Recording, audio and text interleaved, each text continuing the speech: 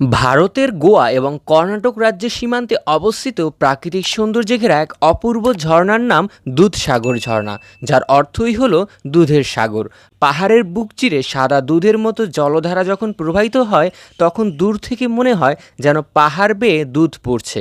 প্রায় ৩১০ মিটার উচ্চতা থেকে নেমে আসা এই ঝর্ণাটি ভারতের অন্যতম উচ্চতম একটি জলপ্রপাত, যা মনোমুগ্ধকর দৃশ্য ও বিখ্যাত জলরাশির জন্য। এটি শুধু একটি প্রাকৃতিক সৌন্দর্য নয়, বরং ঐতিহ্য ও লোককথার সঙ্গে জড়িত। এক লোককথা অনুযায়ী এক রাজকুমারী প্রতিদিন এখানে দুধ দিয়ে স্নান করতেন, আর স্নানের পর বাকি দুধ পাহাড় থেকে ফেলে দিতেন, যা থেকেই নাকি এই ঝর্ণার জন্ম হয়েছে।